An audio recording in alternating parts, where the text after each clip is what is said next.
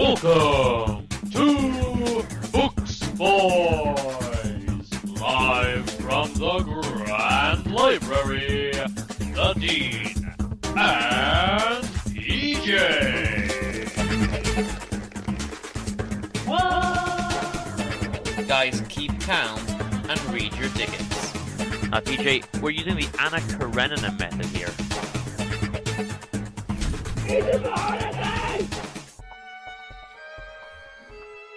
He's PJ. Hello there. I'm the Dean, and we are the Books Boys. The one and only. This is the Books Boys show. Get it? Buy it? Books. Books. We did it! We actually did the intro correctly. Oh, we did the intro. But I am still very much confused about what Biblos, books, Hun, what it's all about. Or known as Knigi and Skanske. Oh. There's so many different words, but it's an abstract concept. What is that? If you look at my teacup here, you'll see we've got, I believe, some books on the teacup. But I can't read them. I'm struggling to open them. That's the problem. Well, that's the thing. Like, it's like, where is it? You know, like trying to read the walls, trying to read between the. You know, that's where the phrase comes. Trying to read between the lines, and it's like I'm trying to read between the lines of like the pavement cracks, and like I see stuff on the table, like, you know, lines. So it's like, you know, I'm trying to read it, but it's difficult. I saw a big crack in the plaster in the wall when I was going to a car park, and I just tried to read in there. I got some dust in my face, man. It wasn't good. Well, I thought that's what The Alchemist, you know what I mean? It's supposed to be a good play. And I was trying to read that between the cracks in the wall, you know? Anyway. Should mention also we're joined by little Alfred. There he is. Yeah. He's there. I thought Alfred, I thought he went money laundering one day and just left us behind. He wasn't there one show, and I was thinking, okay, did he take all that Patreon money? He did take all the Patreon money, to be fair. But he likes his holidays as much as we do.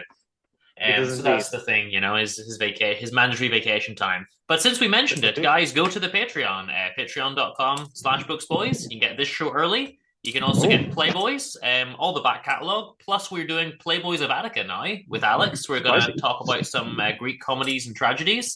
You can get Film Fellows, Caper Captains, Music Men, all sorts of things on there. So go and check out the Patreons. And it's like $3 or it's like a cup of coffee or, you know. Exactly. And contribute. And then we love to do more. And and there's some exciting stuff happening in the horizon. So just keep a lookout. Mm-hmm. We've also released a few episodes for free, so you can actually taste them. Anyone subscribed to the podcast feed will notice that some of the older episodes from like a year and a half ago, you know, we're going to release those slowly for free just to get you kind of caught up and more people can hear them. But there's so much more on the Patreon, so you need to go and check that out. You don't want to wait a year to hear what we thought about Aristophanes, you know? Exactly, yeah.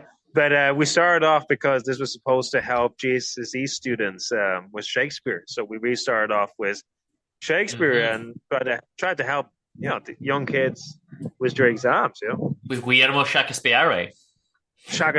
I suppose we also wanted to make it attractive to the new generation because I think Shakespeare is still, Old Billy is still the hit, you know what I mean? Mm-hmm. I should mention I went to the Lyric Theatre in Belfast 2 weeks ago and I saw Romeo and Juliet. Oh, wow. I never actually saw it performed before. I thought it was fantastic. It was a semi-modernization. Like, they used the original dialogue and a set, but then they used, like, some modern music and costumes. So, I don't know why, but it kind of worked out well. Like, I thought it was very good. I thought the acting was superb. And the dramatic conclusion. Still using Middle English. I mean, Shakespearean. That's good. But it was a modern setting. I enjoyed that as well. And I like the Lyric Theatre. They're very into that in Belfast. They would do I think I once saw Saint Joan by Bernard Shaw. Ooh. And they were playing it, I think, in an office setting, but it worked. So, I mean, it's nice to be experimental. Yeah. And I went a second time to the theatre, to the MAC, to see an opera. So take out your middle-class checklist and mark up a little mark there. I went to see an opera for the first time. Nice. And it was the Barber of Sevilla, which was fantastic. Nice. And it was it was translated to English, but it was amazing. Oh, it's translated to English. Yeah. But hold on a second. Is this the next Patreon thing? The opera boys. Yeah, the operettas. That's what we're gonna do next. No, it was fantastic. I really, really loved it. Nice. Now, what I need to do next is get a dedicated opera box, like all the chaps in Balzac's books, and You just have like you just rent it all year long, a box at the opera, and then you can give it to all the ladies in town and tell them to meet you in the Exactly. opera. You know. Exactly. That will work out. You can try it out. And we're recording a little bit early this month because I'm going on a little trip to London. I'm going to go to the theater again to see Titus Andronicus, with Playboy Alex and Dark Place Robert. So you're addicted to the old theater. The theater, darling. The theater. I am indeed. I love it. El Teatro. Now, a little secret, there used to be a lovely little place in Belfast called Teatro, but we'll leave that for a little Easter egg for the no one who will know what we're talking about. Exactly. Good old Teatro, yeah. Miss it. Yeah, book, I miss it as well. What's it all about? And so we're not sure yet, but I hear you have been reading some books, a few books. May I guess there might be a Balzac, maybe a bit of okay. I don't know. Let's see what's in it. I'm guessing a Balzac and maybe a Gaudos, but I genuinely don't know people, so let's hear. Okay, you're You wrong. didn't tell me this time. I do have a Balzac queued up though for the next month or two. And I do have some more Spanish books, but this month I didn't read anything in Spanish. And I wanted to check in with some old friends, but not Balzac. He's next month. Right, okay. So we've got a certain Alexandre Dumas, and we've got Wilkie Collins. Well, I could have guessed those. These were good. That's a very nice choice. But he's not French, Dean. I mean, unless it's stepmom or whatever. The very first. So I read 5 books, but I'm only going to talk about 4 of them, and I'll tell you why. The very first book, I mentioned it last month that I had just started it, and I kind of finished it very quickly. It was The Woods by Harlan Coben. And, I think it's a Netflix series as well. People love this stuff. I saw Safe, which is another Harlan Coben series on Netflix as well. And they're just your usual. It was a guilty pleasure for me. It was just a palate cleanser after all the classic stuff and the Spanish stuff. Yeah. You can read it in a couple of days. It's your usual, thriller type scenario. Basically, these kids get killed in the woods many, many years ago. And this guy should have been looking after them as a kind of camp warden, or he was a kid himself, but he was put in charge of looking out for them that night, guard duty or whatever. And they died on his watch essentially, and one of them was his sister. And now there's a big conspiracy. Well, are they really dead, or did they go missing? And then some things come back, to haunt them from the grave. He finds a dead body, and he says, "That's actually my friend who I thought died 20 years ago. What's going on?" And then that opens up like a whole big thing. He's also the county prosecutor, so there's like a legal case going on, and it all ties together. It's just one of those usual page turners. You flick through it, it keeps you hooked. And what's it called again? It's called The Woods. The Woods. Okay. Yeah. So the sort of thing that it is. I don't think I really need to, give it a full review. Sounding a bit Friday the 13th-esque. Is there a bit of a Jason character? Yeah. So the trick is. You're meant to look after the kids, but you don't. You go skinny dipping naked for no reason at 4 a.m. in the pitch black, and then you get killed by a guy in a hockey mask, and it just inexplicably, Yeah, it's a formula, right? It's the Friday the 13th method. There we go. That's it. So I did read 4 other books that I'm going to talk about in a bit more detail, and the first one is our good friend Alexandre Dumas. And I read a book which, to be specific, right? Yeah. Not the son. Yeah. You know the score here. We don't know what the book is. So my version is called Marguerite de Valois. Okay. Right. This lovely little paperback. And I bought this. I think you were with me when I bought this. Oh, yeah. In Ireland. Yeah. Oh, my God. A year ago, yeah. We got it's taken me that long to get through my endless queue of books. But this book is also known as La Reine Margot, the Queen Margot. Ah, okay. And for a while in English, it was actually released anonymously. They didn't know it was by Dumas, or it was disguised that it was by Dumas. So I don't know why these little details always come up, but it's 1845, and it's set in Paris, obviously, during the reign of, I believe, Charles X. So if you've ever watched the TV series Reine on Netflix, you'll know some of the characters from this. So we have Charles, we have Catherine de Medici. And she's the villain of the book. Okay. So Catherine de Medici is fantastic. She's this ultimate femme fatale. She's going around with poisonous perfumes and books that are poisonous to anyone who touches them and reads them, and trap doors in the floor, and trying to kill her own relatives and all this kind of stuff. That's a nice thing to do. It's Sound not, like a but she's charming lady. fantastic, and I think that she's Alright. depicted very well by Dumas. Okay, cool. I'm going to focus on the romance, and I know that's going to be a shock to you, Wow, PJ. very shocked. I wasn't But expecting that. there is some political The stuff. things coming out here, Dumas, and you focusing on romantic. This is very unexpected. Very a twist turn Right? in this episode. You would never have thought so. The backdrop is there's political maneuverings, and there's this big issue with the Catholics versus the Huguenots, who were French Protestants. So there is religious and political underpinnings, but I kind of didn't really care about that. I was just like, so do they fall in love? So Important. we have Henry of Navarre.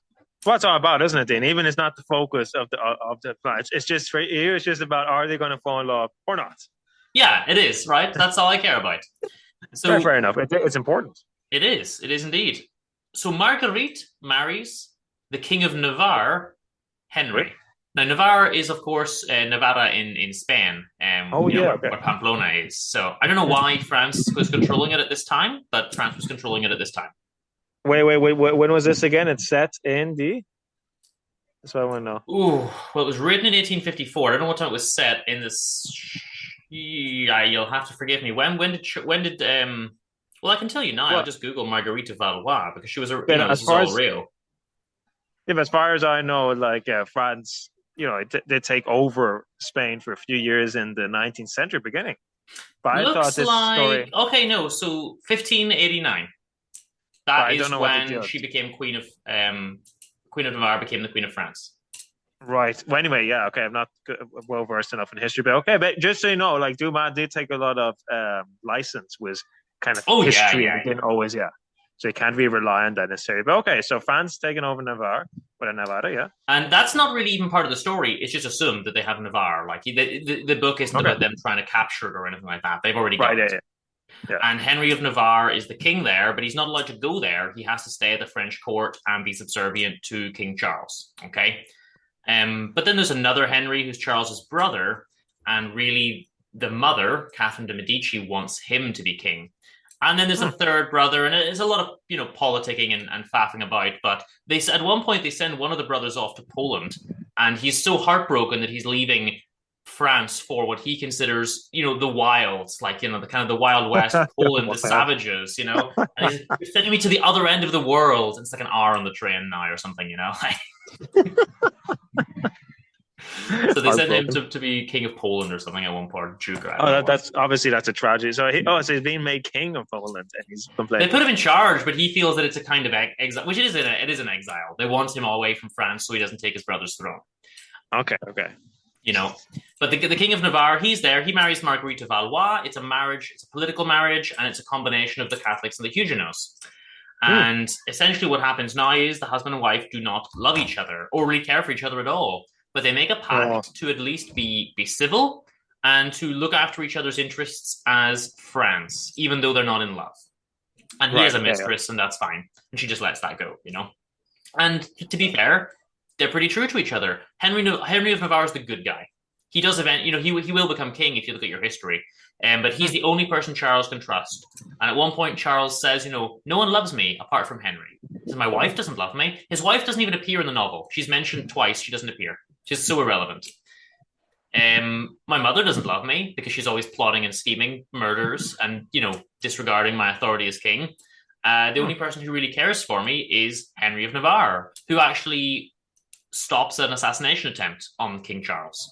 So, even though they almost kill Henry because of his religion, because they think he's kind of king of the Huguenots. They think he's going to help this rebellion. So all this kind of stuff is going on. And I'm not going to talk too much, as I say, about the religious aspect of it. But basically, there's just murders going on. Charles is sending people in to get murdered left, right, and center because of the religious aspects, Yeah, okay. Okay.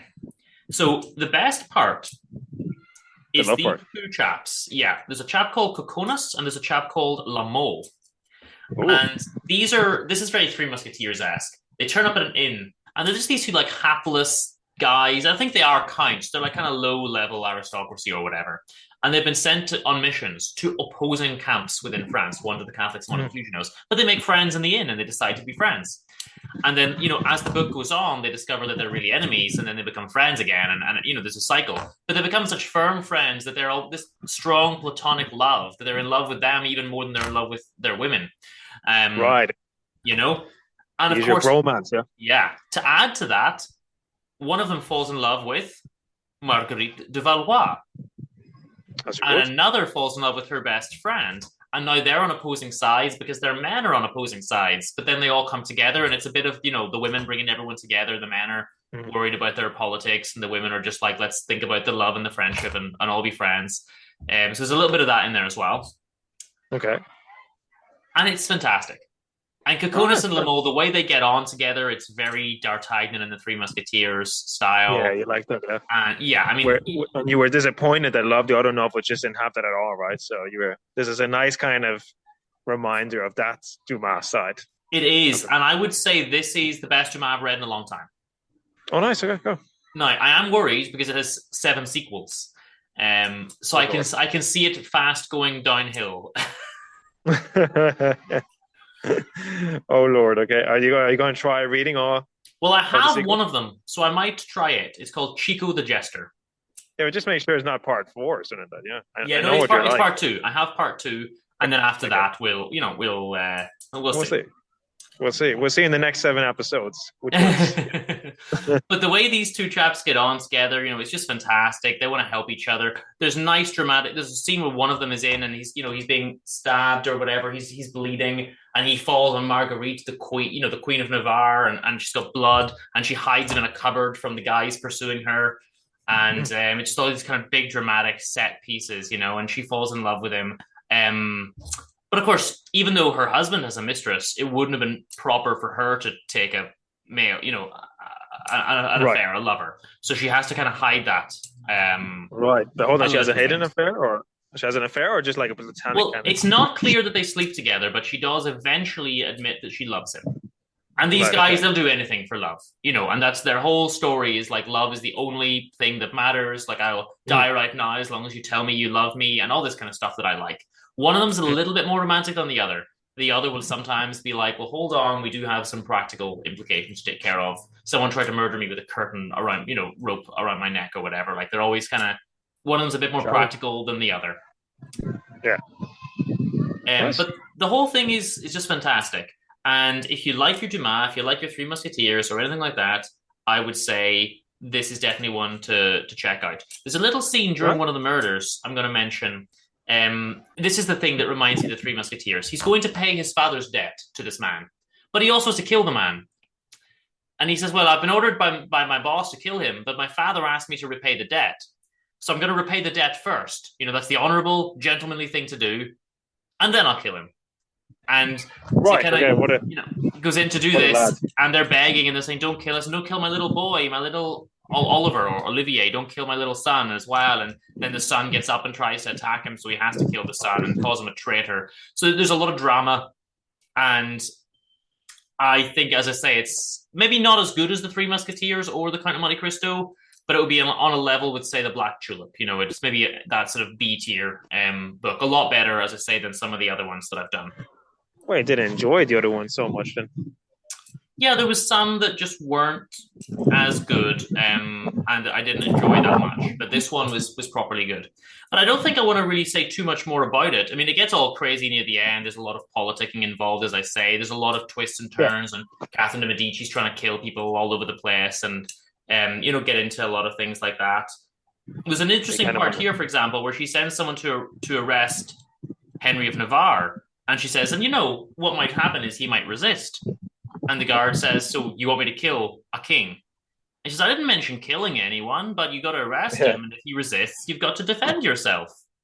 And the soldier's worried because, of course, she's not going to stand over it when he eventually gets done for regicide, Yeah. So it's a lot of that kind of thing. And there's a sad bit where this poor little boy, and he is a boy, and he's a messenger type, a page boy or a groom. And she says she's trying to get information from him, and he won't give up the information. He's a good boy. And she says, what if I give you like 10,000 gold pieces or whatever? So she gives him the gold. he gives her the note, and as soon as he walks away, she opens a trap door and just lets him fall and die, and then goes down the stairs and takes the gold back. And she says, "This stupid, selfish boy has made me walk down all these stairs to get the gold back now." Just total disregard for other people's lives. She sounds like a charming lady. Yeah. Do you know about Catherine de Medici? Like, I feel like this is what she's known for. No, but but I've heard of the Medici family being quite cruel, but not. I don't know too much detail about it. So he's taking liberties on a real family, basically, and just probably exaggerating it, though, right? I mean, in the TV show Reine on Netflix, which has nothing to do with Dumas, she's portrayed that way as well. She's always scheming. She's always trying to get control for herself or her sons. She's always, using poisons. And in the TV show, she's also using Nostradamus.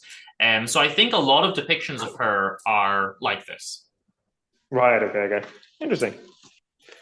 Well, let me tell you what I've been reading, Dee. Okay. I've been reading. I'm just going to get out the book here in a second. I've been reading a great book. I've been really enjoying it. It's called, here you go. Is it? Beyond Psychology. Okay. And it's by Osho. It's one of his later books. So I've mentioned him before. Yeah, Beyond Psychology is called. So I mentioned The Way of the Clouds, if you remember, back in September, I think it was. That rings a bell, yeah. Yes. And basically about him, that his philosophy is just basically go with the flow. And and basically here, that was an early book of his. And this one is one which he wrote, which he didn't write. It was just recorded and then put into text, as most of his books were. And here he just basically talks about, getting beyond the barriers that your everyday life imposes you. He kind of talks about that we use our head too much.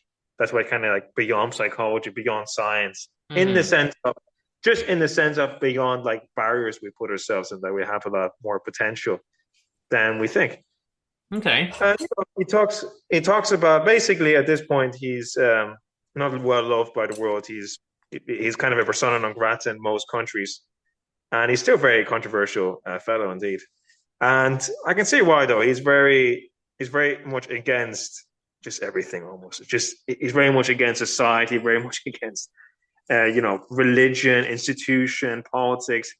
And he just mentions here that, that basically that people have lost contact with themselves. So he talks about several things. He talks about getting back in contact with nature, for example, that he does like little practices, like going under a tree and spending a lot of time there, or like walking in the rain, for example, so you can get back in contact with your physical senses, basically. Okay. And the book's very interesting. I mean, that's what kind of one of the reasons why he's being portrayed as someone who's kind of sexually deviant, because he is ultimately talking about kind of like, for example, letting go of those barriers as well. For example, what's all this about monogamy, for example? He mentions, because he feels like, well, it's not really what animals do. So it's very much about like getting back to the natural instincts. And also he talks about, what I find interesting is shame and feeling guilty and feeling bad about things and feeling like you have to do someone for something. And just, he talks about that. That's just, be careful there. Do something for someone. Well, yeah, exactly. Yeah. So just make sure you get those the right way around. We don't. What did I say? Said do someone for something. So we don't want to do someone for something. Okay. Well, anyway, a little bit risque there. It was getting risky. Well, the whole book is a bit risky. He's a bit risky. But he just talks about that we should get back into our instincts. We should let go of that feeling guilt. We should go back to our inner child. I find it very influenced by Nietzsche. You love that. You love that stuff. The inner child.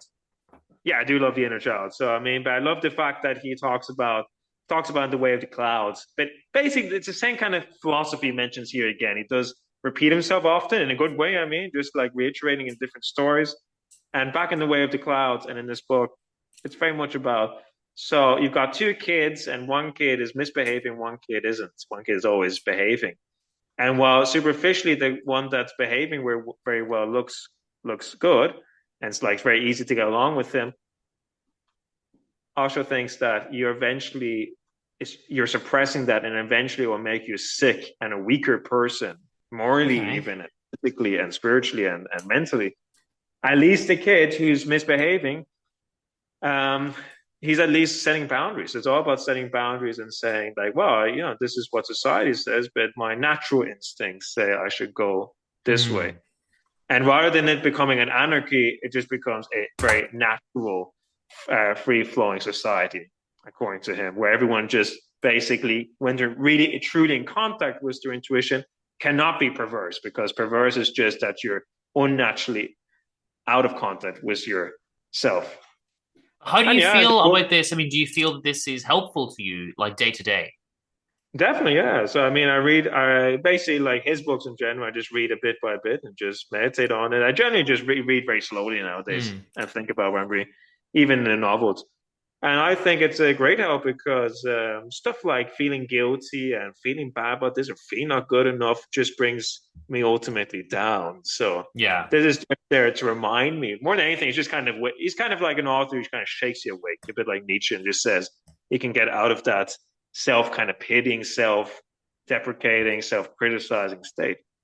And basically, that's what the book is. He's very much a scholar, though. That's what people don't realize. He has studied a lot of different practices, and there's a lot of Buddhism, Taoism, Zen Buddhism in there, and even modern Western science, Jungian, Freudian psychology. He mostly does criticize most of these things, but he does come up with some stories and a lot of original material as well. But so he's very much about like, embracing everything that is there now, including stuff like shouting. I mean, his kind of meditation is more like a meditation where you shout for a while and then you remain silent for a long time. So it's always about extremes rather than like wishy-washy, unsure what to do. So he is very much Kierkegaard-esque, where Kierkegaard also thought it's the decisions that are really important in your life. So the same here, guys. Really, he's also saying where it's more like what you are and what you do right now, and that you stick to your principles, to your own natural principles. Okay. But also at the same time, ironically, he's always very paradoxical. Also at the same time, immediately let go of whatever principles you have and become naked again. So like also be open for like, yeah, maybe I'm completely wrong. So maybe these are my principles. Maybe I'm completely wrong as well. So and since you've talked about it before, the inner child is something that I try to do a lot in my life now. I don't know if I ever actually told you that, since you talked about it before on a previous episode. You mentioned it, yeah. So what do you do then? Tell me. Just try to keep fun things. Like, just sometimes you just need to be silly. Don't take life too seriously. Just remember the things that bring you happiness, but not just in like a ultimate life happiness. Just like, how can we be happy today? Let's do something fun. It could be something silly. Just have a good time. And I try to do that sometimes, And he talks about the Osho. He talks about being that inner child, but like also very much being conscious about that, rather than just like being conscious, like, okay, I'm doing this in order to like balance out my serious adult side, for example. That can be too dominant, so that kind of pushes you down. Sure. Or even kids nowadays behave like adults. So it's all about contrast. You can also be too silly, I suppose. Sure. Find a balance. Hold on. Breaking news. PJ, you're wearing the bufanda. Do you not realize this? Of course, I just noticed. Boys. The return of the bufanda boys. Le pink bufanda. There it is. It's for the Patreon. It's extra payment, extra. This one's not just on the normal Patreon. You have to get some. If you go to our Super Ultra Patreon Plus, you can see PJ wearing only the bufanda.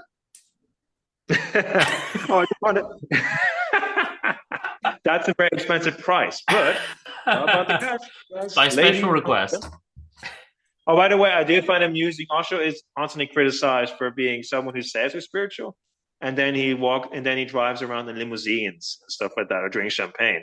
Oh, okay. This is because he talks about, but he's open. First of all, two things about it. He talks about contrast. So he kind of says like, well, I'm just going to do this because I have been meditating for a year, so I'm really going to party hard. And second of all, he purposely provoked people. He was always a provoker. But I like the idea that you, rather than just partying sometimes and meditating sometimes, why not go for one extreme to the other? Why not just like meditate and then like feel what it's like to be the complete party goer and just lose your head, and then find yourself back. I do like this, it kind of like shakes you. It's kind of like living and dying and then rebirth. There's something very refreshing about it. I think that's grand, yeah. So for all you party goers out there, I think you're doing great. I think the problem is, personally, is that people go from one extreme they stay too long on one extreme. So it's like too much partying, or even just too serious kind of academic meditating, just trying to You be need a perfect, little bit of both, and you need to try both to decide which one is really for you as well, I think. Yeah, exactly. What feels right. It's all about feeling, right? Yeah. So that's one of his latter books. He died pretty young, and he's even stopped talking. The last 3 years, he was a bit mad, but in a good way. Wow. Good or bad, whatever it is, he was just mad. But I enjoyed that. And this is Beyond Psychology. It's volume 1. I don't have the second book, but I do highly recommend it. It's Okay. what to think about. Before we move on to the next book, there's one thing I forgot to say, which I'd just like to mention real quick. It comes from it's not a spoiler as such, but it comes from a little bit near the end of Marguerite of Valois. I just want to give you an example of the type of humor that's also present in the book, and I forgot to mention this. So at one point, a character is arrested. Okay, I'm not going to say who because I don't want to give any spoilers. Yeah. And he's saying, do not let us mistake one another. I saw this figure. So he says, here it is. Isn't this the one you previously seen? It is.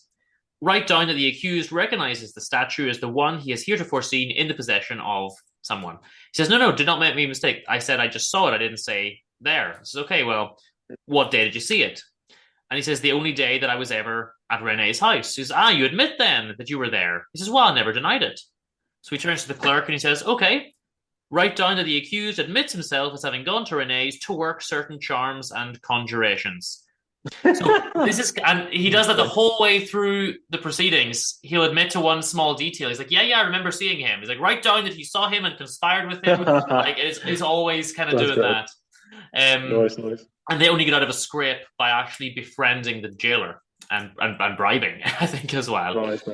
Bribing the jailer and befriending the executioner is, I think, the way to do it. That's the way to do it. And there's a funny bit where they mention the crimes that might happen. And he says, we'll cut off your head, and we'll cut down your woods and destroy your chateaus. And he says, as for my head, I knew that was in jeopardy. But as for my woods and chateaus, I do not fear them in the least. And I defy all your hatchets and pickaxes to harm them, sorry. And the judge shouts silence. And he says, moreover, and he says, what? More? You will do something to me after you've cut off my head? So it's kind of funny that, This is like a humor. So the next book, it's time. I feel so selfish, PJ. I talked about a book. You talked about a book. It's time for little Alfred to give his book review of the books he's been reading this month.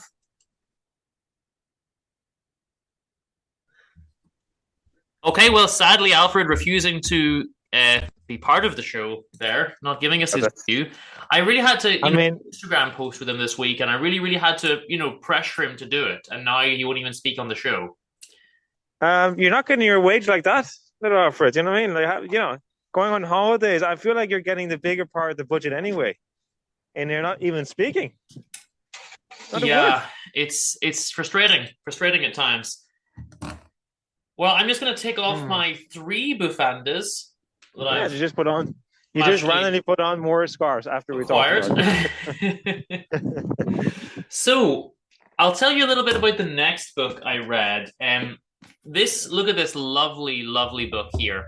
And when I open it up, it's one of those old leather books, and the spine is falling apart when you open it.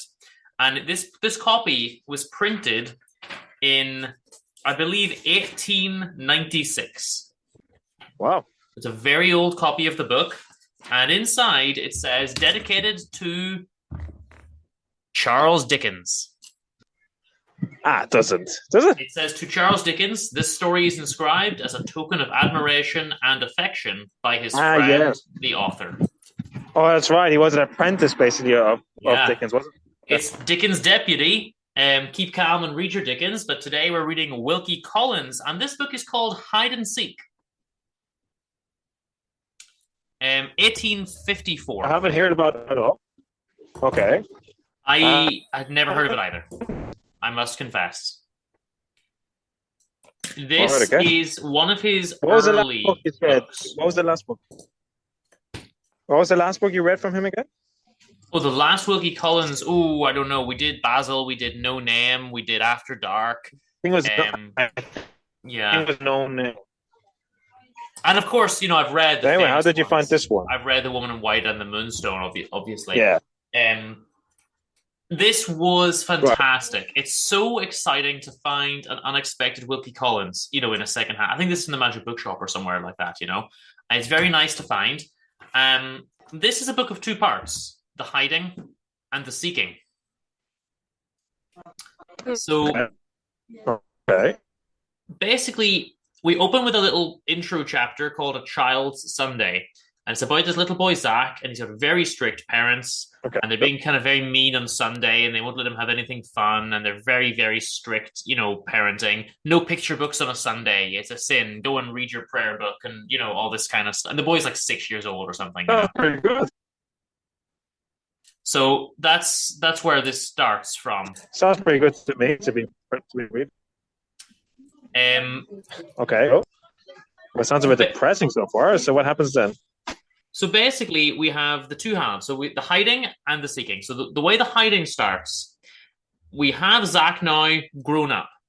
And his father's still a strict educationalist. And he brings some Reverend Yollop in to help him, discipline the boy. But he's a young man now. And he wants to do some art. And he has made friends with a very nice chap called Mr. Blythe, who is an artist. Now, this is quite a long book that gives you some of the backstories of things that we don't need to go into, but there's a section on Zach's backstory. There's a section on Mr. Blythe's backstory and him marrying his lovely, I think she's called Livy, his wife, who is bedridden. His wife is disabled and bedridden. And he had a kind of a mean Victorian parent also. But the key thing here is Mr. Blythe is just a lovely chap.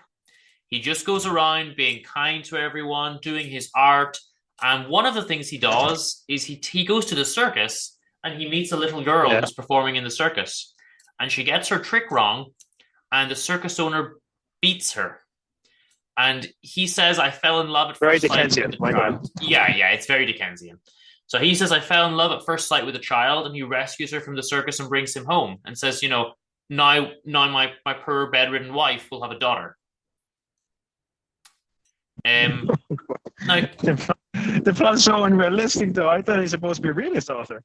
Well, it's a bit strange because the way they talk about the love would come across as very suspicious and creepy nowadays. They just talk about how this child is so, and she's like 10 years old or something. This girl is so beautiful, and I've just fallen in love with her. And he means as a father, but it's kind of creepy the way it's written, Yeah. Times will change, you just wouldn't say it that way now, but it's fine, He speaks to Mrs. Peckover, who's her kind of guardian, and she says, well, this woman turned up one day, she gave birth, she had the baby, and then she died, and we don't know who the father is. And so this is I've just been looking after her, and my husband's a clown in the circus, so she's just been with us in the circus for 10 years.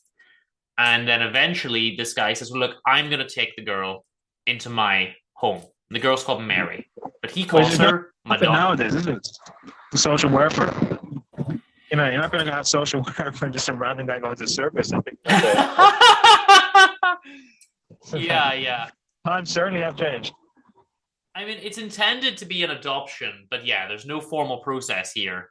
They just decide, I'll adopt her, and off we go. But I mean, can you imagine nowadays someone writing that and bringing that to the publisher and saying this is just realistic? I say, no, it's not going to happen. I don't think this kind of stuff can be even published nowadays, let alone be studied in school. Probably not, to be fair. But one of the main themes here is that Mary, or as they call her, Madonna, is just extremely, extremely beautiful as she grows up. And, all the men like her and everything else. And she's I think she's 21 or something later in the novel. But she's also deaf and dumb, or deaf mute, or whatever the technical, whatever the PC term is nowadays, okay? Yeah, again, not the kind of phrasing I'd use nowadays. It's obviously written a long time ago. Yeah, so she can't speak and she can't hear. Now, she used to be able to until she had an accident falling off a horse and got into shock in the theatre as part of the mistreatment. And the theatre owner is called I think it's a Mr. Jubber or something like that. Yeah, Mr. Jubber. And he's a very Dickensian kind of chap, and he comes in with his hat and his waistcoats and, demands that he get the girl back and makes idle threats and then disappears forever. But it is sort of a book about good people doing good things. They rescue this girl. Blythe's a very good, he's very, It's also trying to tell you to this Victorian notion of morality and of patiently dealing with affliction, right? The wife is Right. bedridden and disabled. That's what. This girl can't speak or hear, but it's just, And yet, to be go ahead. no, to be fair, that's a very relevant theme at the time of the Industrial Revolution and shortly afterwards, right? I mean, even the rich people were not in great health, often dying. People didn't always have the education.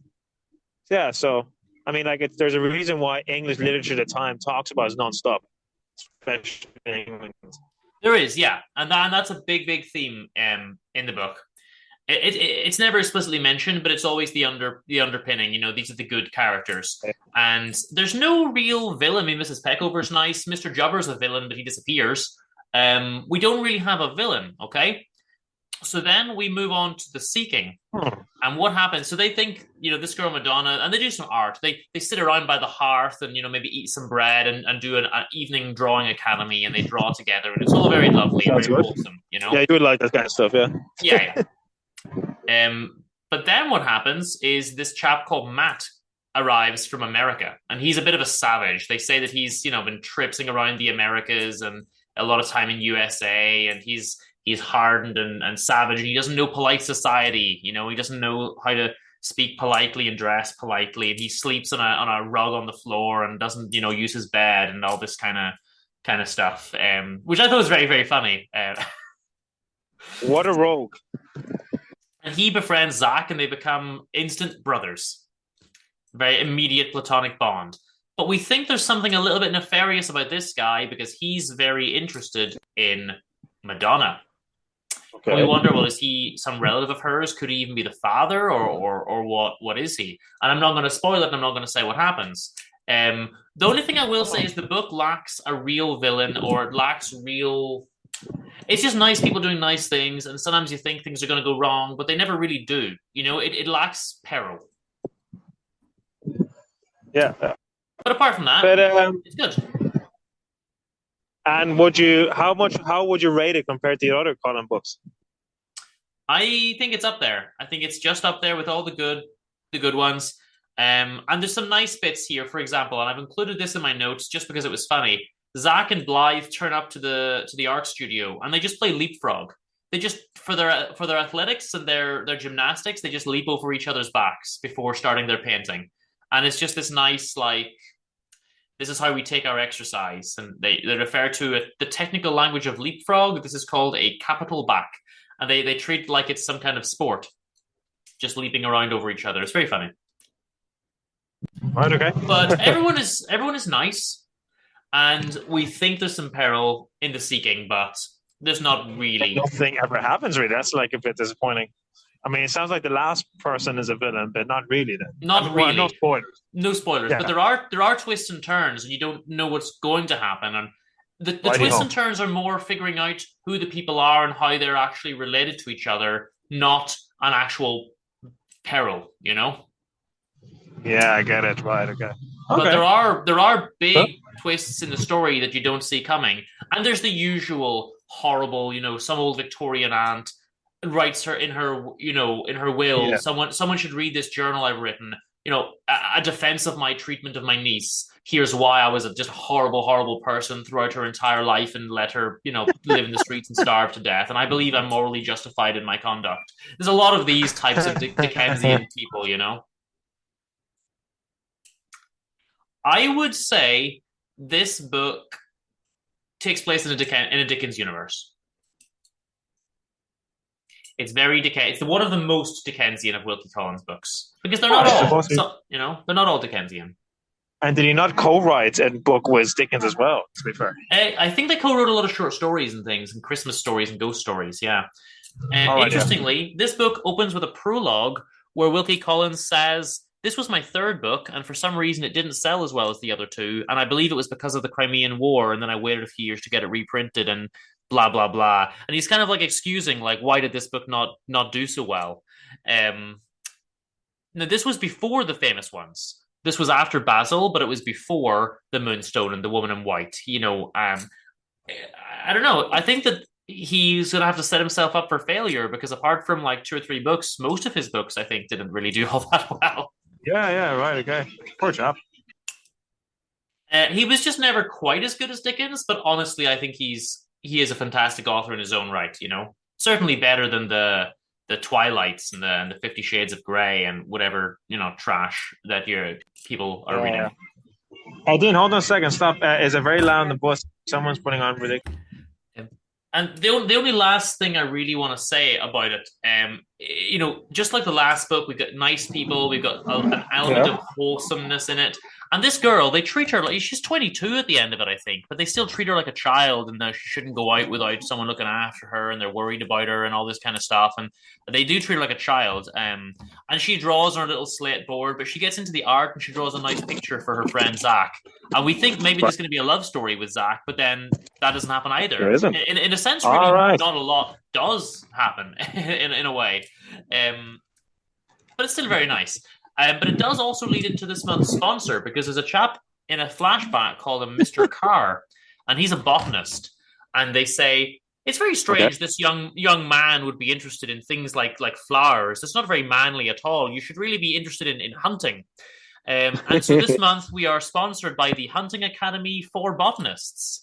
So chaps, if you're a botanist and you want to just learn some hunting instead and be more manly, head over to the botanistshuntersacademy.gov.org.edu and they'll help you right out. It's the kind of thing that you would do. Oh, Lord. So stop the bus, Tom. Stop the bus. That's what my grandma always said. So it's very random. I'm saying again, stop the bus. You can take your interpretation of that. Then I'm looking. We might as well tell the listeners. I'm recording this under very unusual circumstances. I was in my classroom at school, teaching in a lovely place, Tafir, Gran Canaria. But I've decided to continue the show in the bus. But I have to admit, someone was being very loud. Perhaps it was me. There was someone else putting on very annoying TikTok videos. And I'm now here. It's raining a bit. I'm under my yoga mat, literally under my yoga mat, out in the field. Lovely palm trees. That's a lovely field, isn't it? It looks lovely, but you're a wild man. You know that. I'm a wild man, literally under my yoga mat. Very, very fitting, because I was reading a book by a yogi, you know what I mean? Osho, so there you go. And I thought, open cards on the table. Won't pretend to be in an office today. I don't think I've ever sat in an office for any of our shows. It's been ridiculous places altogether. Well, one time you brought sheep to the show, so that was lovely. And the grasshoppers, you remember that? A full sack of grasshoppers. They were less lovely, yeah, but they were there. Anyway, I'm enjoying the view under my yoga mats, feeling very much like in the cave, listening to you. Oh, there's rainbow. Look at that. Oh, lovely. There was a lovely rainbow here yesterday as well. Fantastic. That's a lovely sign. But anyway, continue, Dean. I only have two more books, so we're going to finally do a brief episode, but let's take the next one. The facts that will be presented are true. Is PJ. Hello there. Now, PJ, what have we learned about Shakespeare? Hello. Dark Place Robert and Playboy Alex. Doing all right. Glad to be here again. So I've given you those nicknames. I'm not a fan of that one. Well, that's where people will know you from. Nobody's going to know me from that one, but let's carry on anyway. Hello there. Can you hear me? Join us for Shakespeare reviews, Spanish plays and poetry, rockstar interviews, film reviews, Dark Place Dreamers, and more. Patreon.com/booksboys.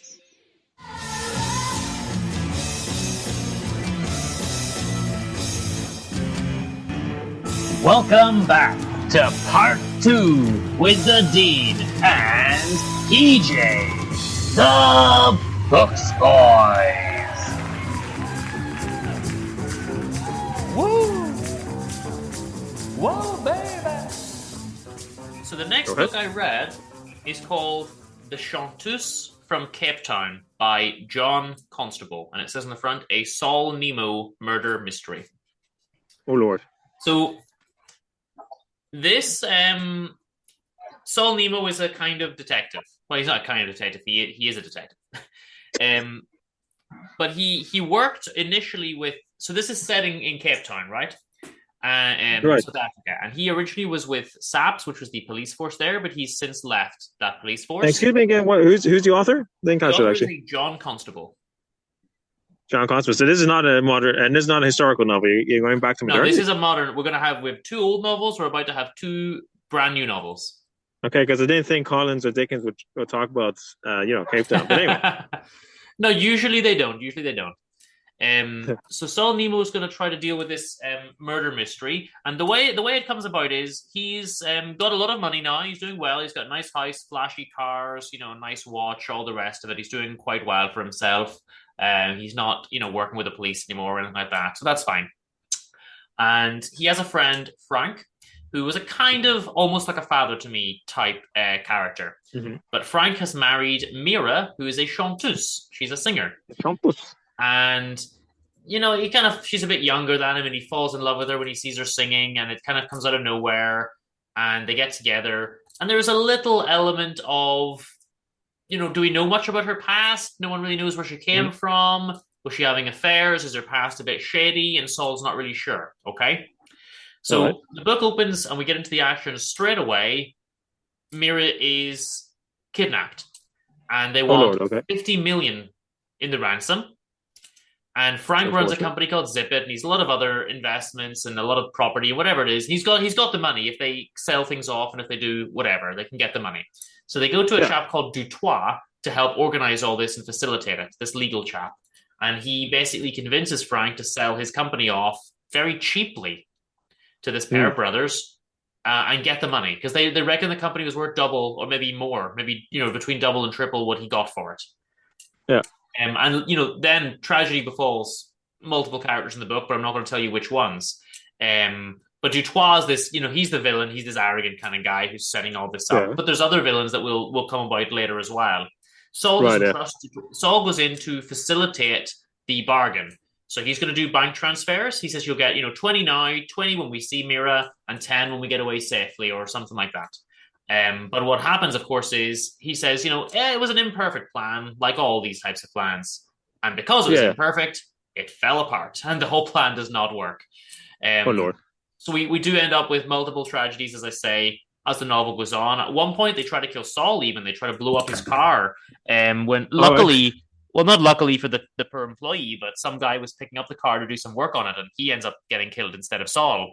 So lucky for Saul, but not for the poor car company guy. There's also a lady, Aisha, who is Saul Nemo's love interest.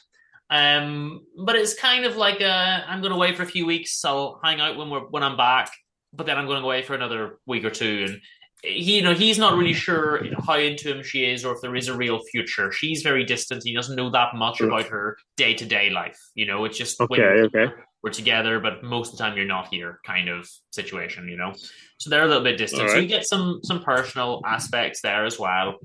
And then he goes on a hunt to find out some information about Mira, to see, what do I know about this? How can I help my friend Frank?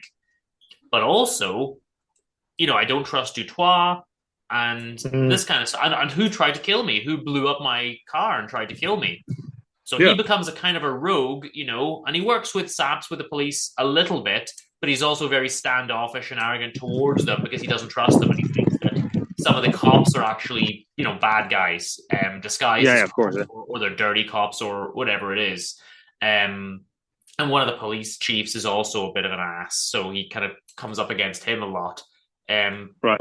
It's a very, very good book. It's full of action. It's not that long.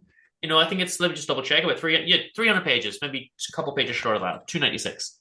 And it's fun. It's action paced. I mean, a lot of the stuff that happens by 60 pages in, you've already had twists and turns all over the place, and the action massively developing. So it's not a book that, makes you wait for content. And the next book I'm about to review is similar in that regard. But yeah, if you like, it's not your usual murder mystery. This isn't a closed room. This isn't an Agatha Christie, It is a bit more modern. It's got that fast-paced action type scenario, and I would definitely recommend it. So I think I liked all the books that I read this month, and I'll get to the fourth one in a moment. I'm just quickly reviewing my notes to see if there's anything else to mention about this one.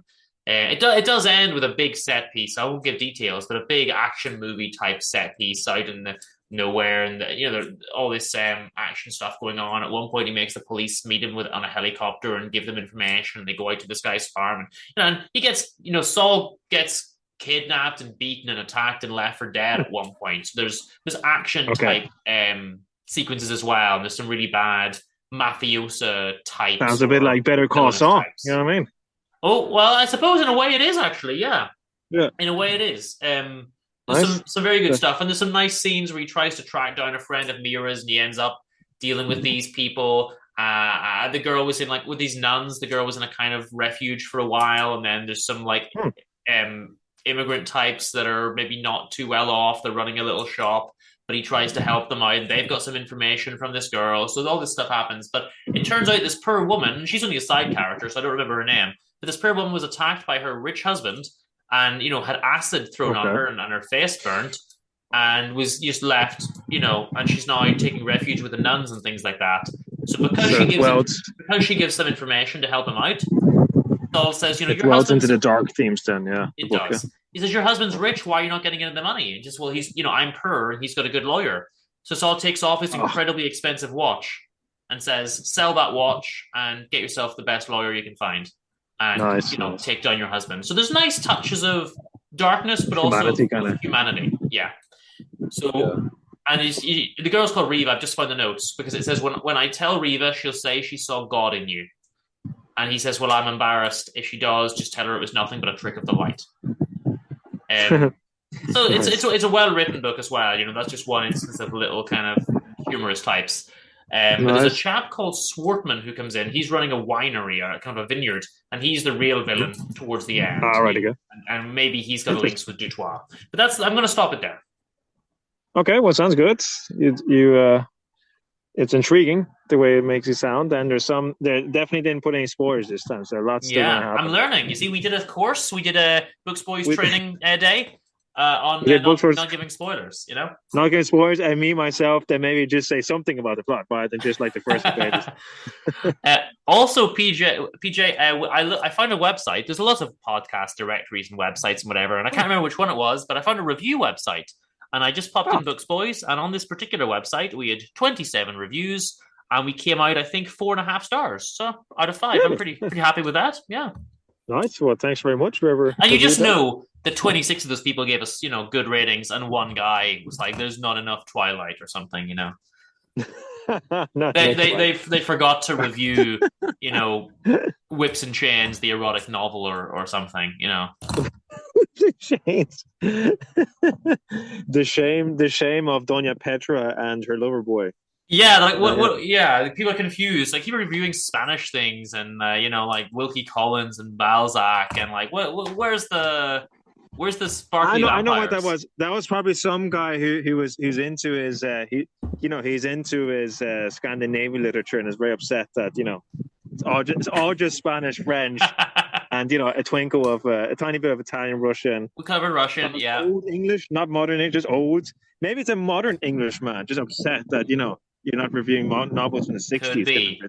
I didn't know there were modern books, but I'm reading some, so I'm reading 2 modern books this month. I should say, we cover English books, Irish books, French books, Spanish books, a little bit of Latin American, Russian.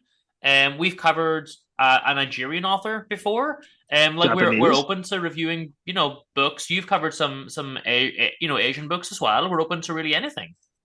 Yeah, really are. Like I always actually, I've always make a point of discovering new authors from new countries because it's another way of discovering more about that country. Yeah, and it's like that's why I learn languages. I don't know. I've told you this before, but I tell the listeners that I'm learning one language a month, and people think I'm a bit. That insane. Sounds ridiculous. Like that sounds implausible. Yeah, but I'm learning a language a month, and I don't speak it perfect for God's sake. But it makes me learn a lot about the culture. I connected with the other languages. It's my job as well as a linguist. And just was reading and also learning languages. I find it's another way of becoming more open to the world. It's not just one country. It's also there's so much stuff I'd still like to read from countries where I've never read literature. Like I've seen lots of great Korean movies, for example, and that showed me something about Korean, the world, but no Korean literature whatsoever. So. Yeah, or I've that's never fair. read anything from a stoner, for example. So like I'm very also open to new stuff and even more new stuff. And Oh, yeah, there's before such before good stuff before we get out to there. the last book of the episode, PJ, Alfred has found a bufanda. He was very worried that he was in your bad books there, for taking all the money Oh, and not talking on the that's show. not. So he's got himself a bufanda, and I'm You're right. hoping that You're right. yeah, there we go. There You're forgiven. we go. I forget. Oh, by the way, I just wanted to mention the language I've learned this month is Faroese. If anyone has heard of it, Oh the wow. Faroese Islands are between Iceland and Scotland. Lovely Scandinavian languages because I've done Swedish, Norwegian, Danish, and Icelandic. Now into Faroese. And if anyone, I just want to mention, if anyone wants me to review a foreign language book, I'd be more than interested because it's very hard to find books in Faroese. It's not a very spoken language. So I've sent them to the headquarters, and I'll do my best to decipher the old Icelandic Faroese script. All right. On to my last book then. This one's by an Irish author, PJ. Ooh la la. A Martin Treanor. He's from Ireland. He currently lives in Lisbon, in Portugal. Very nice of him. Yeah, right. And Good this luck. is book 1 in the Fall of the Ancients series. Now, I believe this is the first book to come out, and we're waiting on the others still, I believe. It's called The Logos Prophecy. Okay? And again, we're talking, 300 pages. Okay? This one I just finished a few days ago, and this was just fantastic. So all four books that I've read this month, we don't really do star ratings on individual books, but if I was put down to give the books a rating, I think all 4 would be somewhere in the 4 to 5 star range. I think they're all very good books this month. Nice. That's good. Haven't always had those episodes, so that's good. Yeah. I'm happy with my book too, so it's been a good reading month. Fantastic. So we have 2 main chaps, right? We have a guy called Jordan, and he's a bit of a sciencey, nerdy type character. He runs a science magazine, but he's also a bit of a reserved, shy type. Okay, £5,000 gets donated into his account. He doesn't know who from or why, and he gets some anonymous messages saying, come to town and we'll meet you, but no one turns up. And then eventually a lady does turn up in his house, and she's very intimidating to him.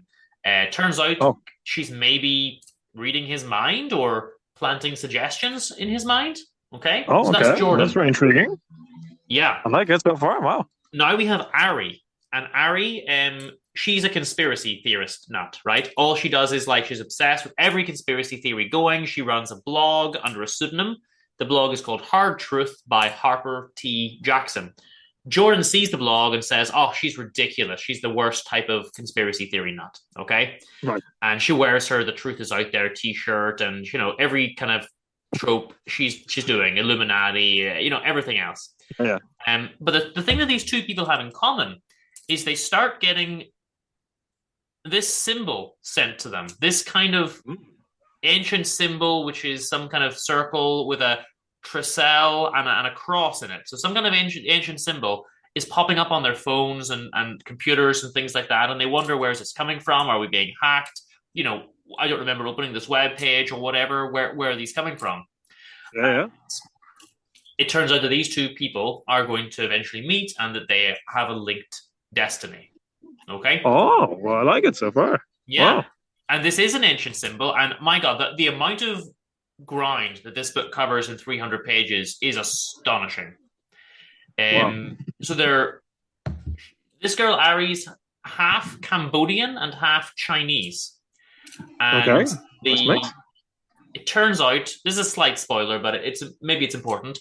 It turns out that in Cambodia, there was at one time an American soldier died there, and that American soldier was the grandfather of Jordan. And who watched him die but the mother of Ari? And that caused these families to be kind of spiritually connected. Hold on, not too many spoilers now. That's the kind of story I like, yeah. Oh, I like that. And this is only the first few pages. As I said, this book goes... So much happens in this book. It turns out that a lot of the conspiracy theories are true. That's the big first twist. Right, okay. And there's these 2 ladies that come to help them, and they're called Gnostics. And there's also 13 families called Aryans. Not the one that the Nazis talked about, but they do say that it's an older word. And what happens I've is, heard of it. It's very different. they're the families who are actually running everything in the world, and this has been going on for 13,000 years. So it turns out that 13,000 years ago was a kind of paradise, a kind of Garden of Eden type society. And the conspiracy theories that Ari believed about an ancient global civilization were true. But she thought it was aliens, and it wasn't aliens. It was just, these 13 families in Earth. And they have these long generations and generations of families involved in keeping power and control. And the Gnostics are trying to have a long-term plan to fix things and bring about a paradise again one day. And they recruit these two people as star children to help them. And I don't really want to say any more. Right, okay, sounds great. Sounds really good. From the plot, that's the one I'd like to read the most. I mean, that's great. It covers, they're traveling all around the world at times. They're in Cambodia, they're in Santorini, they're in Dublin at one I like point. that when they do that, Yeah. Ari has a friend who goes to Dublin and sets up his music business there, Matthias, that she kind of loves, but, well, I'm not going to spoil it, but she thinks she's in love with her friend. He's in Dublin. So all this kind of stuff's happening. They learn that there's these abilities to manipulate people's minds, and that's how people have been, maybe kept control for so long. And these 13 families are also manipulating economies, natural disasters, everything throughout the world. So every world problem they've caused. Okay? Every economic problem. That's intriguing, caused. Natural disasters, somehow they were behind it. The 2 world wars they caused, the economic crash in 2008, COVID, everything. And it brings together so much history and mythology and just geography, just all over the world to bring about these amazing stories. But it's also the humor. Ari's very much, constantly swearing and, and very rude, whereas Jordan's this timid kind of nerdy chap, and seeing their interactions together is funny. And then the 2 Gnostics are these kind of polite, Asian ladies who are serving tea. And it's almost like the way the different characters interact is very funny because they're all very different. It's a great mix, right? So it's a fantastic mix. And the only it's not a spoiler, but the only clue I'm going to give is that there is a 3rd Gnostic, and we don't know who he is, and we're going to maybe find out later who he is and what he's doing. But he's doing some other project. Okay, so this one is I would recommend all 4 of this month's books. But it's one of those ones, we read books before where I don't want to give too much away in the plot, like when we did Gallery of Mothers and those ones, the Latshaw books. It's almost like just talk about the first quarter or the first half, because otherwise, like, so much is happening in the book that you just need to read it, I think. Okay, I think we're just getting a phone call here. PJ, 2 seconds. I'm just going to see who's on the line. Hello, you're through the Books Boys. You've got Dean on the line. It's Martin Treanor. Oh, hello, Martin. So lovely to hear from you. And how just you guys? Perfectly timed, as we were just chatting about your book, The Logos Prophecy. Here in front of me. Can see you got it there behind you as well. Okay. So, funny you say that. I've got one in front of me too. There we go. So you're not an imposter. No, just in case. There's questions. We chatted a bit about the plot there, so I'm not going to kind of bore you by repeating all that, but I want to ask you, well, the first question I really want to ask you is, when's book 2 coming out? Actually, I should ask that later, but I need it. Okay, well, book two is slotted. I haven't written it yet. Right. This is the thing. It's slotted for January 25. We decided to leave a 2-year gap between the books to let the various time points of each book settle. Right, okay. Yeah, because the book does catch up to current times, right? So we want to, March 2023, for example, is mentioned, so I guess that makes sense. You're going to make me wait 2 years, which has just broken my heart. I love this. I really, really love this book. What made you want to write? I mean, because let's be honest, this tackles a lot. I mean, it says it right on the back here, 13,000 years of exploitation, 3 months to put it right. So there's a lot of material in these 300 pages? You know, what made you undertake this? Like, how did you go about that? This was a brainchild of I used to have a collaboration with Ed Greenwood, who is the creator behind Forgotten Realms, Dungeons and Dragons. He started a publishing company, and I got kind of brought into that. And I met one of the people who were involved with it, who sadly died a couple of years ago, but he was my agent for a while, Sal Nancy in Canada. And when I was over visiting Ed, we were doing I went to Canada, we did some brainstorming for other stories.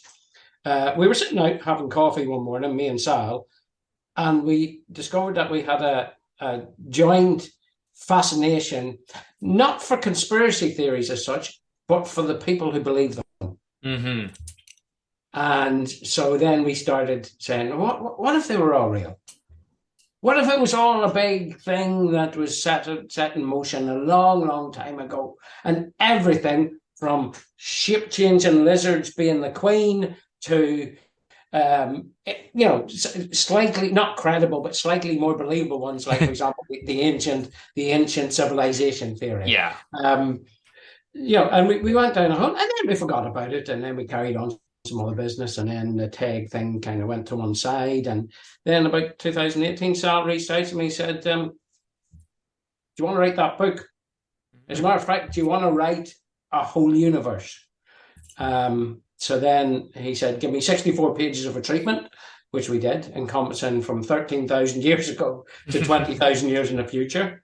And this was the first book to come out of it. This was basically the now part of it, where we discover what conspiracy theories were for. Mm-hmm. Okay. So does that mean the next book is moving forward into the future then? The next book's moving it back into 13,000 years ago. Oh, right. We're going back. Okay. You're going back. And then the third book is 20,000 years in the future.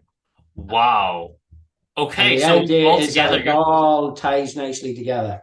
you're covering a massive... I mean, I thought 13,000 years was enough time to cover, but that's just not enough for you. You got to go straight into the future. Well, basically, you mentioned that 13,000 years and 3 months to get it right. That's why I tried to do a fairly fast-paced book, because, this has been going on for 13,000 years, but the time's up. That's it. It's make or break. No. It certainly gives you, because it had me a little bit anxious at times, because I'm thinking, like, we've got the 3 months, and I'm also thinking, like, oh, we've got 100 pages left, and I'm thinking, what's going to happen? Like, do we have time to kind of get to things? And obviously, of course we do. You've got it, resolved, but it gives you that kind of feeling of pace, and that kind of, you almost feel the fear of the characters, like, are we going to get this done on time? And obviously, I'm not going to go into too many, like, spoilers, but we do have the snag with Ari, who kind of becomes demotivated towards the end for one reason or another, and I'll not say why. So then I'm thinking, oh no, we're not gonna make it, we're not gonna get it done. So I really like that, and as I'm reading it, I'm thinking, are we, is this gonna work? And then it does, and it just comes together. It just comes together perfectly, So I think it's very, very well written, and the pacing is perfect, because as I said to you before, even from the beginning, it just hits you like, boom, we're off. There's no messing around, I didn't want to. The key thing for me when I wanted to pace the book, I tried certain things. There's certain chapters that didn't go in, and I tried certain other approaches, and I tried to give the kind of slow build kind of idea, and more puzzles and more stuff like that. And then I realized very quickly, like, if time's running out, they and the powers that be and us on all sides will be wanting to move very quickly to either succeed or put a bullet in it, and particularly, so I had this mental picture of, instead of traveling around the world, they're hopping from site to site. Mm-hmm. It is, and they do get around very, very quickly, but I think it paces perfectly. The conspiracy theory thing, I suppose you've sort of answered it, but I really wanted to ask you how you got into that, and I suppose I was wondering, are you into any conspiracy theories yourself, or is it just perfectly an outside, looking in perspective? It is purely an outside looking in perspective. That said, I am down the rabbit hole. And now you're in. I was down there anyway, and then I went researching this book. I went further and further. Like the wealth of research I did on this there's only about 1% of it in the book. Wow. And even reading it, it comes across that you've had to do a lot of research, just in terms of history, geography, there's some mythology, astrology, everything's in there. There's a lot of, we're seeing that you've had to do a lot of work to get it. And you're saying that even only a small portion of that even actually a small fraction, because there's everything, the common ones, the flat earth theories, the lizard people theories. But whenever you branch off into certain things like ancient aliens or ancient civilizations, there's offshoot branches of that as well. There's like a what can you say? There's an academic argument going on within the non-academic conspiracy theory world of what the true conspiracy is, and that yet again you end up going off a tangent and you're down another hole. I just love it. I'm fascinated by the people who create them. Originally, I was fascinated as, do the people who do all this work and put it out there in various YouTube videos and all, do they wholeheartedly believe in this? Is this what they've dedicated their life to it? How much of themselves? That's the question you always wonder with conspiracy theories, with cults, with all that kind of stuff. Is, do the people run on it buy into it, or is it purely there to fool other people and manipulate? And we don't know, I suppose. Well, you don't know. But let's take, for example, the flat Earth one. One of my favorite ones of the flat Earth thing is like, realistically, my to quote Father Dougal and Father Ted, oh, come on now, you don't believe in that now, do you? It's the whole prospect of it is ludicrous. Like, the guy's writing it on his phone. How does he get to the satellite signal? Is the satellite on a pole? So I go along those lines. But when you read about the flat earthers, like, there's a guy gave his life for it. He went up in a rocket to 10,000 feet. He could have gone up in a plane and been even higher, but he went up in a rocket that he built himself to prove that the earth was flat. And he obviously buys that much into it. That's dedication, I suppose, of a sort. I want to talk a wee bit about the characters, because I don't know what you hear about them. So the two main characters, obviously, Ari and Jordan. I like Jordan a lot. Maybe I empathize with him a little bit more, but he is the one that's a little bit more grounded, and he's kind of got his scientific background. I like Ari. I mean, initially, I think, oh my God, she's just a loudmouth and what. But then you get to like her as you go along, and you see the way they interact together, and it's lovely, and her feelings for her friend and everything are delightful. But did you try to make them as different as possible? Was that the intention? I can't speak for any other writers, but whenever I start with a character, I have a fairly rough idea. It's a bit like meeting somebody on the street. You kind of form an opinion of them, and then the more you get to know them, and then sometimes they surprise you more as time goes on. And that basically goes, I didn't really know Ari until I started writing her, and then I got to know her more.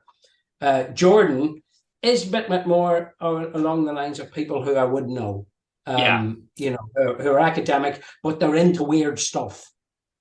But from an academic point of view, they find it fascinating, a bit like myself. So Jordan, there's a lot of me in Jordan, in that, the idea not that hypnosis can cure all, but why does it do certain things? So that's how he comes along. Ari, I love to death. I had so much fun writing her. It was unbelievable, because she just opened up for me in front of me as well.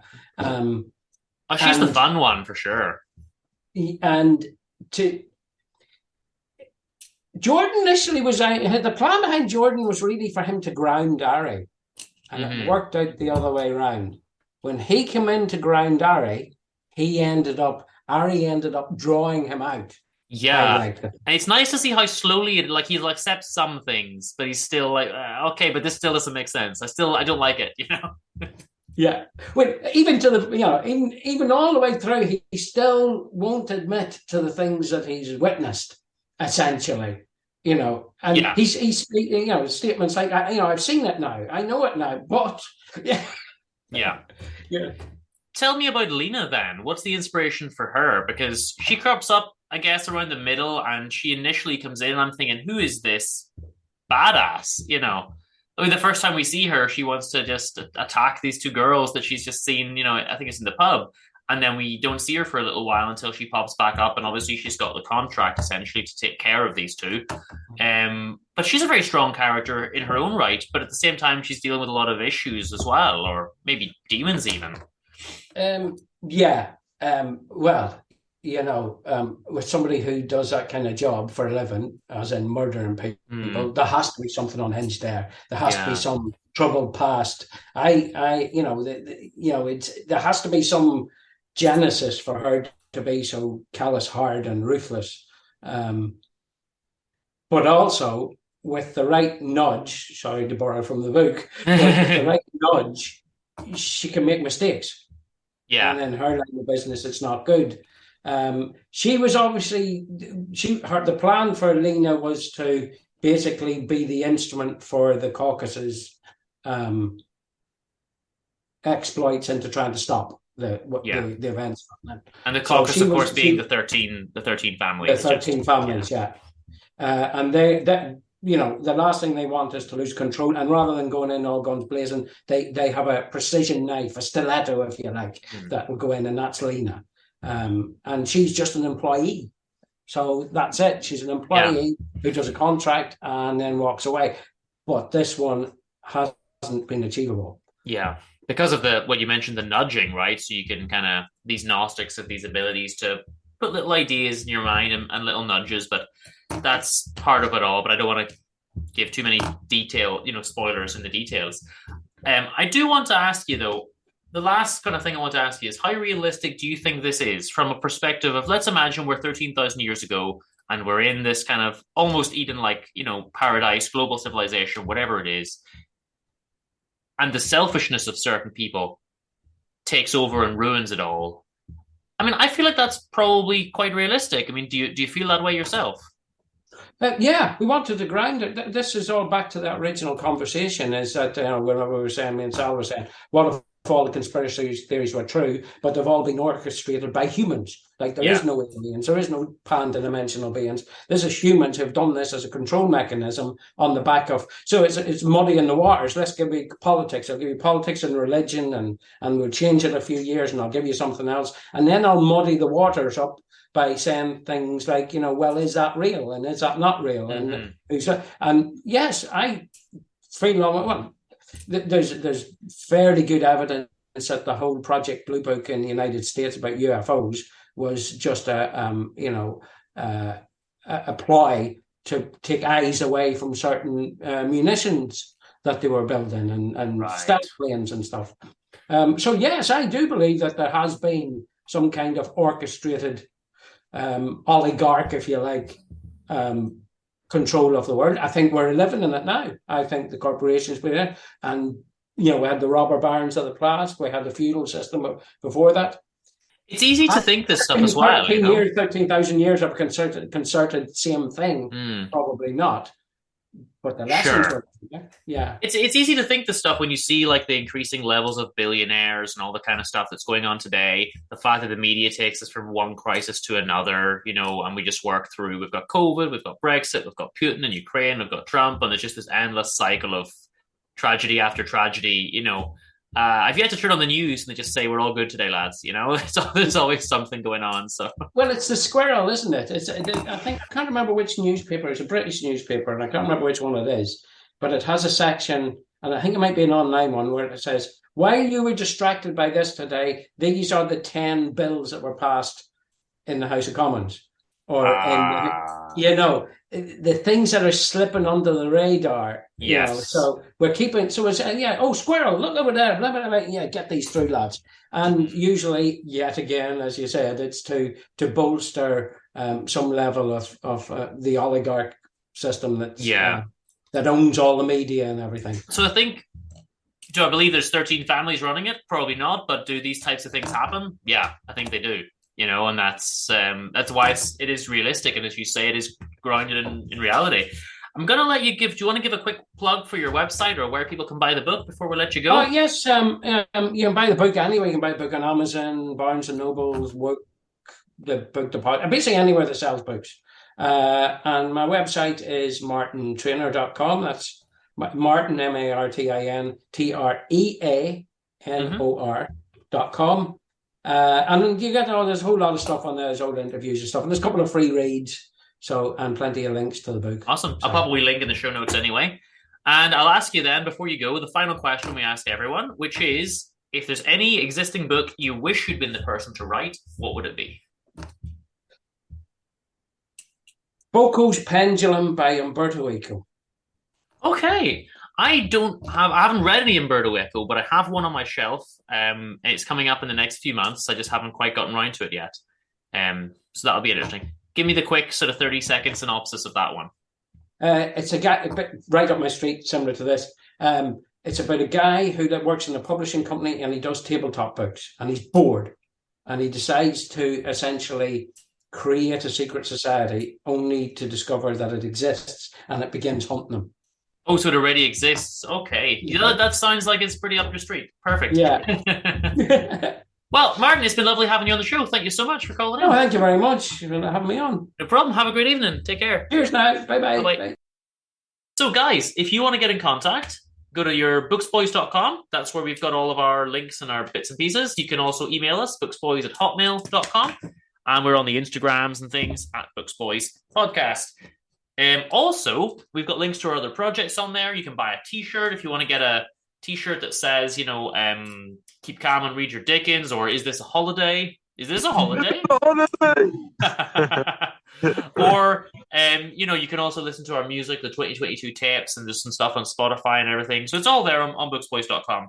And you get your little episodes of Playboys and Dark Place Dreamers are coming out for free as well. But don't forget, go to patreon.com/booksboys for all the latest content. We did a short episode, I think, PJ. Yeah, it's pretty short, yeah. I mean, yeah. Fantastic. So we're going to close. I mean, I don't know if it's pity. It's good or bad. So this time we got a short episode. The last one went very long. So there's a bit of a balancing out, yeah. We're going to close with a song, and it's a song that I've got two options, and you're not going to remember either of them, so it's going to be an interesting pick. Oh. We made two songs together back in 2015, I believe. One of them is called Vanishing into Midnight, and the other is called The New Planet. And I thought those were appropriate themes based on that last book. And it's potluck. You're going to pick which one you would like us to close with. Vanishing into Midnight. Okay, there we go. So if the DJ would spin that record, we'll be back in about a month. See ya.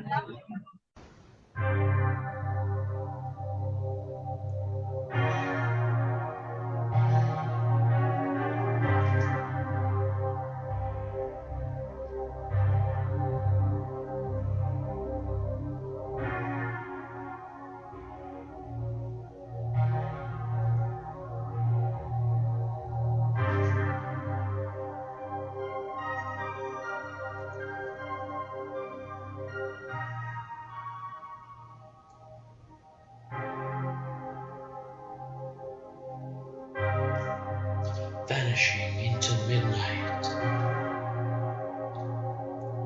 The darkening, fading light cascading all around him as he goes, heading for the only place he knows. The midnight, the darkness, his sanctuary from it all, from the hell it is this earth, from everything he cannot cope with. From life and from death, from eternity itself.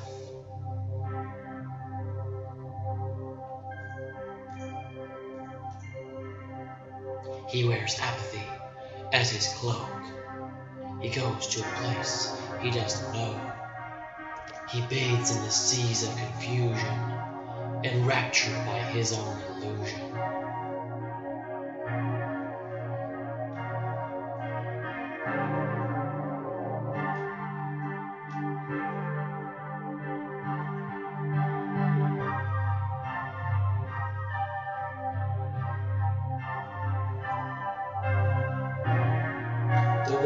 Consists of that which we perceive. There is nothing around us, only that which we imagine.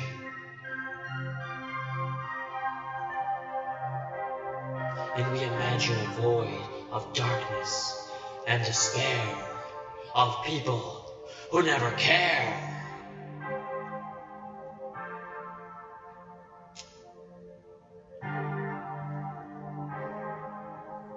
Why?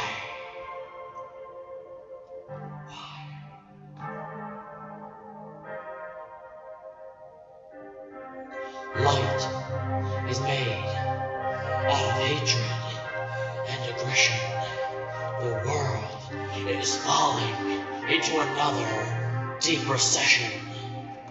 I try to fly away. There's no reason to stay. The world falls apart. Nothing can be saved forevermore.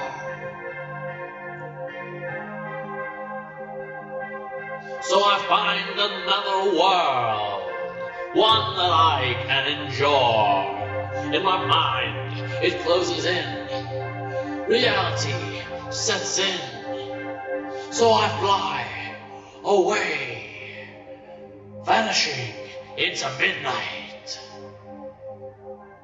Love can be no more. I cannot any longer endure it. It has done me in. A life full of sin.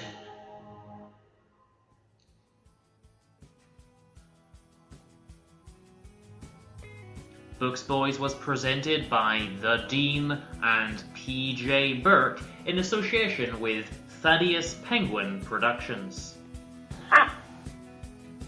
This episode was brought to you by our sponsor, Hunting for Botanists. If you would like to get in touch, you can email us at booksboys@hotmail.com or visit us at booksboys.com. The intro uses Driving in the 70s from the Of Soundtracks and Garage Bands EP by Trapdoor. And the outro uses Dog's Light by Bravo Max from the album of the same name. All music used is either podsafe or used with permission. If you'd like to support the show, go to patreon.com/booksboys, get the show early and all of our bonus Spoof Fan the Boys shows, and you can also check out our music on Spotify or Apple Music. Thank you kindly for listening to us. Please tell your friends, and come back next time for another episode of Books Boys. Read some books!